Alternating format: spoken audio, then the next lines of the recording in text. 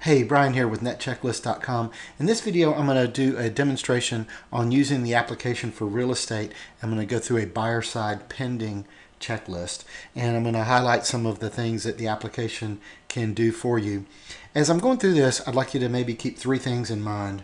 The first thing is that the checklists can be changed and you can make your own checklist. So if you don't like the way that I've done something here, then you can certainly change it. Also, this checklist represents how we do things in the company that I work for.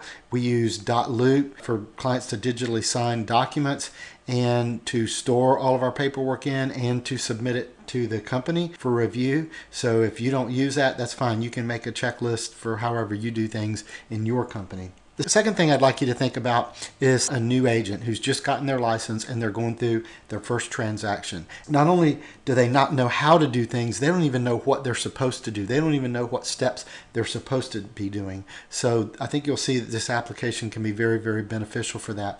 And the third thing is, even if you're an experienced agent, even if you're a very experienced agent, think about the fact that you're not typically just doing one deal at a time. Hopefully you're not. So as you're going through this checklist, you may have this buyer side under contract. You may have one that you have just gotten under contract. You may have another one that's getting close to closing. You may have a couple of new listings you're working on. You may have a couple of listings that are under contract and you're in various stages of those. So when you get a lot of different things going on, that's when having a checklist system to help you stay on top of all of the different things you need to do can become very, very helpful. And using a system like this is going to help you deliver better customer service to your clients. It's going to help you stay on top of all of the things that you need to do, and you're just going to be a much more organized person. Okay, how you start out to copy your checklist is going to depend on whether or not you've got a project already set up for that particular buyer. You can see your projects here, and I've got a couple of sample ones. Assuming you've already got your project set up for your buyer, you can just come up to Copy Checklist to Task List, select the checklist that you want to copy, and this is the Copy Checklist page, and the checklist that we selected is already selected for us, and we're just going to select which project we're going to copy it for. Now, if you haven't already set up that project, I'm going to cancel this, and instead you would come over here to create a new project, and you can put in buyer. You can name these however you want. We'll call this buyer Mr. and Mrs. Smith, and we'll click add project.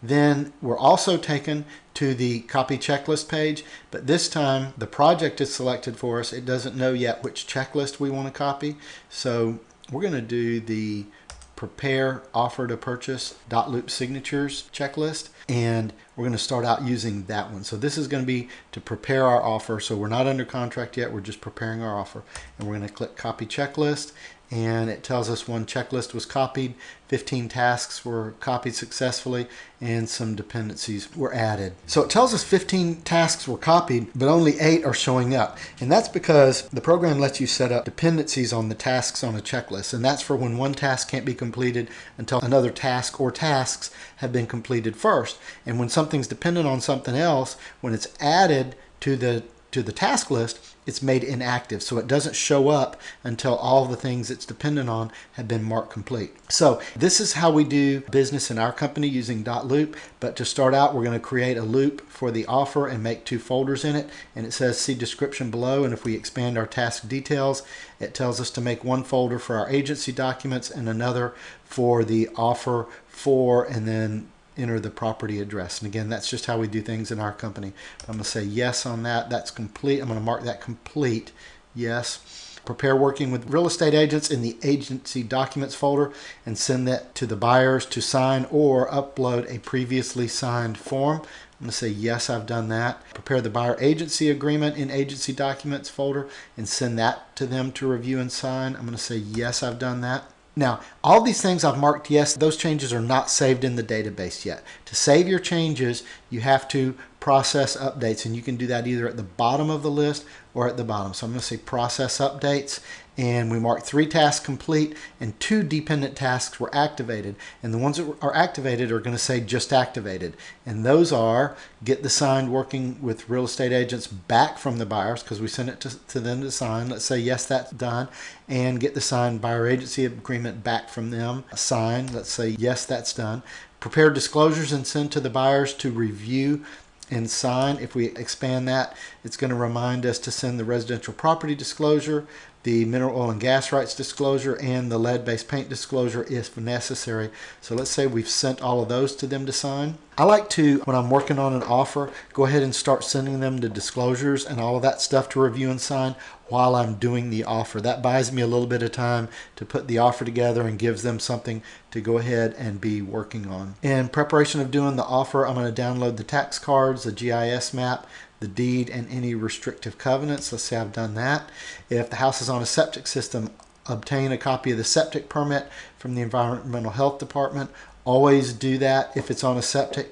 If I expand to see the task details, it tells me some things here. Try to get this before you submit an offer. It tells you that in Wayne County, which is where I am, you can email Ashley at ashley.tillman@waynegov.com and she will email it for you. Or I've got a Johnson County number there. And this tells a couple of reasons of why it's important to get that. You're not just getting it to check for the permitted number of bedrooms. We're also going to check to see if the house is on a city or state maintained road and notify the buyers if it's not. And under the task details, it tells us that you can look that up on the NCDOT website and gives you the website address. You can copy and paste that. So let's say I've done that, and let's process those updates. We marked 5 tasks complete. We activated some more dependent tasks. Just activated is going to be to get the signed disclosures back from the buyers. I didn't mark off that we got a copy of the septic permit. We're going to email restrictive covenants to the buyers for them to review if there are any. Let's mark all of those complete. Now we're going to prepare the offer and addenda and send that to the buyers to review and sign. Let's mark that complete. We're going to get it back from them signed. Let's mark that complete. Send all the paperwork to the seller's agent. We're going to mark that complete. And then negotiate offer until it's been accepted or the buyers have decided to move on to another house. And then it asks us a question down here. Is the offer being accepted? Select no only when the offer is dead and the buyers are moving on. So this is what's called a task branch in the application, and basically it can conditionally copy other checklists for us automatically. In this case, you cannot mark this complete without answering the question. If I try to mark that complete but I didn't answer the question and I say process updates, I get an error. It says it was not marked complete because we didn't answer the question. In this case, if I say no, the offer is not being accepted, it's not going to do anything except mark it complete. But in this case, we're going to say yes, we are getting it accepted, and it's going to automatically copy a checklist for us. But when we process updates, it can't quite finish, and there's a reason why. It says you have additional checklists to copy that require you to input 1 or more dates, and that's because it needs some more information. It knows that we're going to copy the buyer side pending checklist. It knows it's for that project. It knows I'm the default user, but it needs us to enter a due diligence date and a closing date. So I'm going to enter those, and I'm recording this on April 22nd, 2017. I'm going to say that my due diligence date is May 19th. And that my closing date is May 31st. And copy checklist. So now, boom, we just copied 67 tasks, 64 dependencies, 62 tasks were made inactive. We actually added 3 more branch additions. So out of the 67 that we just copied, there's only 4 showing. See, tasks 1 through 4 of 4. Everything else is dependent on something else, and we'll see as we go through this. So we're going to get the offer to purchase and other paperwork signed by both the buyers and the sellers. This is asking if additional earnest money is due. See description below. And it tells if the contract does not call for additional earnest money, just delete this task. If it does, you're going to want to edit this task and put in the date when it's due and change the date assigned on the task.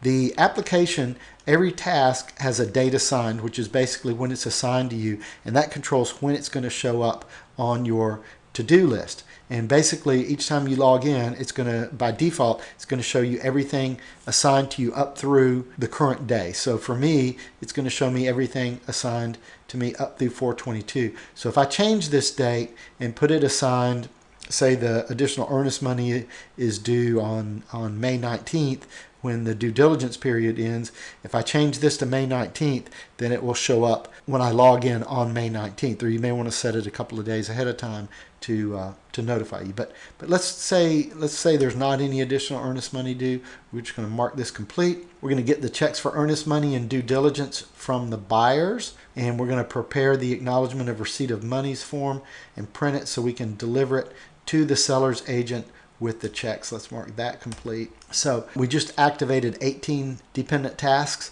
This is going to tell us to scan the earnest money and due diligence checks and upload the scan into .loop. That's part of how our company does business. Deliver copies of all signed paperwork to the buyer's mortgage company. You want to get them started as soon as possible. Deliver copies of all signed paperwork to the buyers. We're always supposed to do that. In our company, in .loop, we have to fill out what's called a sales input form. So we're going to do that. If the buyer is a referral, we're going to update our relocation department. They're always on us about that.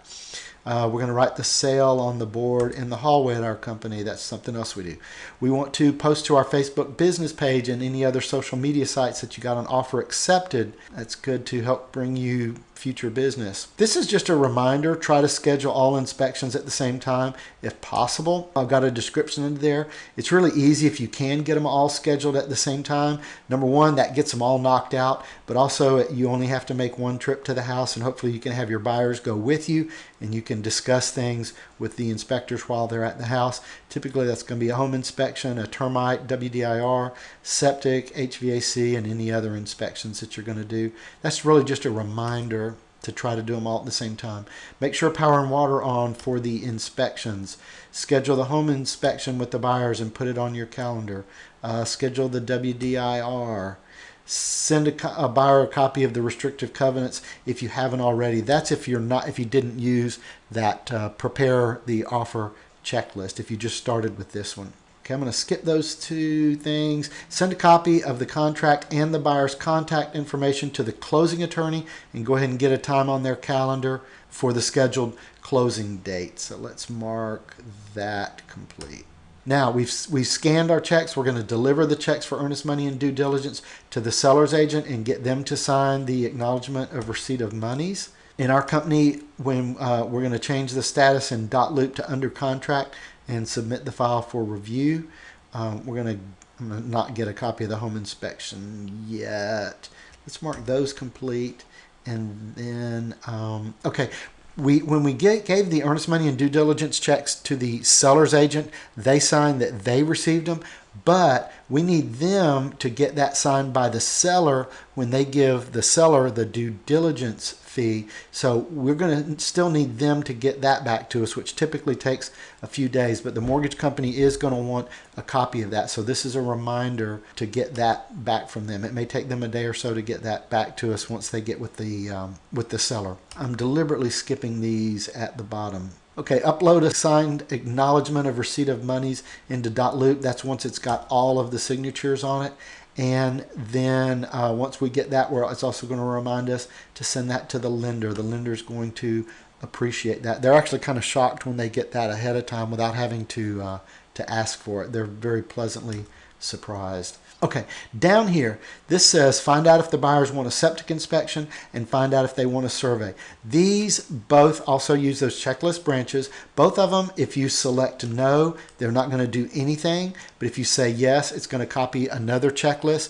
The checklists are basically identical, except one keeps saying septic inspection and one keeps saying survey. So let's say yes, they want a septic inspection, but no, they don't want a survey. So we'll see how that works. And let's process updates. And here we mark 2 tasks complete. Another checklist was copied. 7 tasks were copied. 6 dependencies were added. So we're still adding lots of dependencies. Okay, so this says get written confirmation from the buyer that they want a septic inspection, approving the price. That's the first step. Once we do that, we can order and schedule the septic inspection.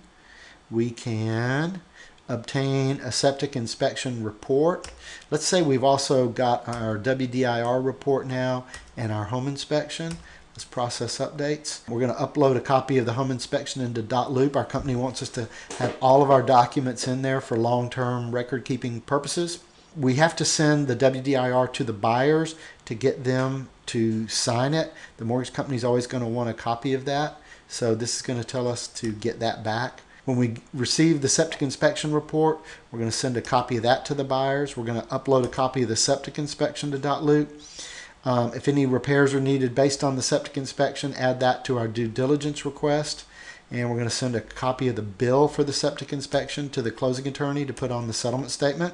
Okay, the buyers have signed the WDIR. We're going to send a signed copy to them, to the closing attorney, and to the lender. That's another one of those things that the lender is going to be very pleasantly surprised when they get that without even asking for it. And we're going to prepare a due diligence and repair request based on all inspections. We're going to mark that complete. So then we're going to get the due diligence request signed by the buyers and deliver that to the seller's agent, and we are going to negotiate the repair request and get it signed by the sellers prior to the expiration of the due diligence period. So let's say we've done that. Process updates. Okay, I keep thinking I'm going to be done, but that's the way this works. You think you're done, but it always tells you to do new things. We're going to upload that due diligence request into .loop if necessary, if there is one, and we're going to send a copy signed by the sellers to the buyer, and we're going to process updates. Okay, so now it looks like we're done, and actually for now we are done. However, there's some new things that are going to come up. I mentioned earlier, and I'm going to go into my task sort and display settings, that when you log in to the application, by default it's going to show you things assigned to you up through the current day. Today's 4/22, so right now it's only going to show me things that are assigned up through 4/22 or any time in the past. But remember, we put in that our due diligence date was the 19th and the closing date was the 31st. So let's see what's going to happen around May 12th. You can change these dates. So you can manually change it, or let's say we get to May 12th and we log into the application, some new things are going to show up. One is going to tell us that our due diligence expires on 5/19, so it's going to tell us that a week ahead of time, and that's because you can do lead or lag times on tasks that are tied to those dates. So when we put in that the due diligence date was 5/19, it assigned this to us a week ahead of time. So it's going to give us a heads up a week before our due diligence date hits. It's also going to tell us, let's look at our details under that. This tells you in all bold letters that if you don't have a repair request signed or the buyer is not satisfied, you need to get a due diligence extension signed prior to the expiration of the due diligence period, or have the buyers withdraw from the contract. That's very important. They can lose their earnest money without that. And we're also going to check with the lender to make sure that the loan is progressing. Anytime when it tells you right here, expand task details to see the task description below, that's giving you a heads up that there is a task description. There's not always one in there. It only depends if there's one set up on the checklist. But when you see that, that tells you that there is. And the reason it's hidden behind this is because if every task was like that, that's pretty long. And a lot of times you may not really need to see all that. So a lot of that is normally hidden behind this details. Also notice behind here that you can delete a task if you're not going to delete it. And if you want to basically like put things on hold, let's say it's early on in the contract and you've gotten to the point where it says to negotiate your repair request and you're not at that point yet, so you just want to make this go away and show up in another 4 days or 7 days, you can do that and it'll put them on hold, and they'll disappear for a few days and then pop up a few days later. And so under here, it's going to tell us make sure that the buyers have, make sure the loan is progressing. It's going to tell us make sure they've done their full loan application, that the appraisal has been ordered, that the buyers have provided all documentation that the lender has requested. There's nothing else the lender is waiting on. And if there is anything that they need, you need to get involved to help them get it. And it even gives you some text here. It says you may want to copy and paste the following text into an email to the lender, so you can just copy this and paste it. That's very helpful. Let's process updates on those. So again, it looks like we're done, and as of this day we are done, but let's go to our task sort and filter settings. So right now we're on May 12th. Let's see what happens. Our closing date was the 31st. Let's look what's going to happen like a week before closing. What's going to show up. And it may even show up before then. Okay, yep, so this, and you can see when things are assigned here. This was going to be assigned on 5/23, and this one's going to be assigned on, actually on 5/21. Okay, so on 5/21, it's going to say that we're within a week of closing. And what this is, it's kind of a dummy task. There's a whole bunch of tasks that are dependent on this. Because let's say you know your closing is going to be delayed. It's not going to happen on 5/31. You may not want to mark this complete yet. And you could even put it on hold for a few days. And you'll see when I mark this complete, it's going to activate a whole bunch of things. And they're all the things that you need to do like in the last week before closing. This is just a reminder. And you can come under here and it just says, the closing date per contract is 5/31. So let's say we know that. I'm going to mark that complete. And that doesn't do anything, but when you do this one and mark this one complete, this is going to activate 15 tasks. Urgent, it's going to tell you to follow up with the lender to make sure the loan has been approved. Let the buyers know to start investigating their homeowner's insurance options if they haven't already. Normally the lender's already told them to do that. Confirm your closing date and time with the attorney. Let the buyers know that they need to get utilities switched into their name. Make sure the attorney has bills for all inspections and they're on the HUD or settlement statement. You can expand these details. Let's see, that's going to be the home inspection, septic, survey, termite, any other inspections. Up here under the utilities, it's going to tell us electricity and water and gas if applicable. Let's mark those complete. Make sure any inspections the buyer has already paid for are added to the HUD as POC, paid outside of closing. And that also, oh, there is no details under that. Let's say yes. Let them know that if they're bringing money to the closing, it must be certified funds. We don't need them showing up with a personal check for $50,000. Find out if they want the home inspector to do a re-inspection, and if so, get that ordered. Schedule a final walkthrough just prior to closing and put it on your calendar. Take copies of the home inspection and repair agreement to the final walkthrough. When you get there, you want to be able to go through and make sure the things have been fixed. So you want to have that with you. If the buyer is getting a home warranty, make sure you register and send it to the closing attorney. Have any of you ever had the luxury or the opportunity to pay for a home warranty for your buyers after closing because you forgot to register it? I know several agents who have. Remind the buyers that it's not closed immediately after they sign. This does have some details. This is something you can copy and paste. Please understand that the sale isn't officially closed immediately after you sign the paperwork at closing. There are still a few things that have to happen before the deed can be recorded at the courthouse and the house is officially yours. This is important to understand because you can't start moving in until the sale is officially closed. That's good to let them know ahead of time, not while you're sitting at the closing table and they've got a moving truck on the way to the house to start unloading. Get a copy of the HUD and review it. Follow up on repairs prior to the final walkthrough on the day of closing. Let's mark all of those things complete. Let the buyers and the seller's agent know when the closing is scheduled for. Get a copy of the HUD to the buyers to review. Make sure the seller's agent has a copy of the HUD. And so finally, we've got this on here that the sale is closed. If you're still a week ahead of closing, you can delay that for 7 days or delay that for 4 days if you want it to go away off your task list. It's nice to keep your task list nice and clean. You don't need to see that every day when you're looking at your to-do list if it doesn't need to be done for a week. But let's say yes on that. That's going to activate a bunch of other tasks as well. 5 dependent tasks were activated. We're going to obtain a copy of the HUD signed by the buyers and sellers from the attorney's office.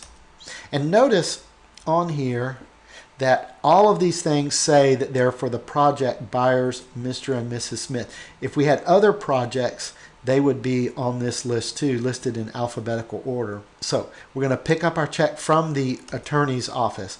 We're going to post to our Facebook business page that you closed the sale. We're going to claim the sale on Zillow, and that actually tells us how to do that. We're going to sign into Zillow under Agent Hub menu on the top right. Select Profile from the drop down. Scroll down the page to the Past Sales section.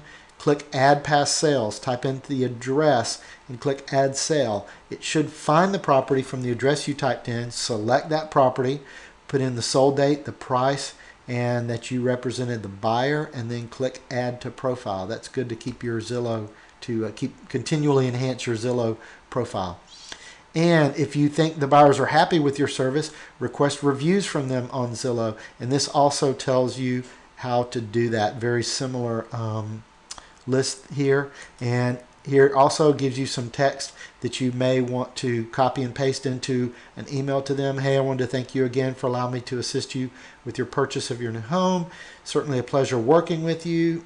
I do have a simple favor to ask, asking if they'll give you a review, so you can copy that and paste that if you want to. Let's process updates. We're going to scan the HUD and upload it into .loop. If they're a reload, we've got to send a copy of the HUD to the reload department. Turn our check in to the office. That's because we picked it up from the attorney's office. And we didn't mark that last one on Zillow complete. Let's mark all of those. We're going to change the status in .loop to sold and submit for review. And this one says, see if you get any good reviews that you want to share on other sites, and answer the question one way or another when you're ready. So this said, did you receive any good reviews you'd like to share? Don't click no until you don't think you're going to get any. Let's say yes. This is also going to copy us another checklist. And okay, this is still on our first checklist. We got to get the closing approved in .loop. Now this is going to tell us, this is from our review, post links to any good customer service reviews on your Facebook business page. You can do that. Let's say yes. You can also copy the text from the service review and post it to your Realtor.com profile as a recommendation. And of course, unless the review was originally done on Realtor.com. So it is perfectly acceptable to copy the text from a Zillow review and post it as a recommendation on Realtor.com. You want to get all the mileage you can out of it. And you can also copy that text and post it onto our HPW website as a testimonial. That's our company website. Your website may or may not have something like that. So it looks like we're actually done. If we come over here to our checklists copied page, we don't see any. And by default, this page does not display any checklists for which all of the items have been completed. But if we say, yes, we do want to see completed checklists, I just open that little accordion, yes, we do, and update filtering. It shows, here are all of our checklists for Mr. and Mrs. Smith that we did. And all of them say all tasks for this group are complete. This one, they're in reverse chronological order. This one was the one to prepare the offer to purchase with .loop signatures. This was for the buyer side pending. This was for the septic inspection, and this was to share good reviews on other sites. If you ever want to delete a checklist that you've copied, whether it's complete or not, let's say you started on one and the deal fell apart, and rather than going through and just having to mark everything complete, you'd rather just completely delete that entire copy of the checklist, all of the tasks that went with it. You can do that here, delete this copy and all of those items. Yes, and that got rid of that. Let's delete this one. You don't have to delete them when you're done, but you certainly can. It just cleans it up. That one deleted 67 items. Let's delete that one. And let's delete that one.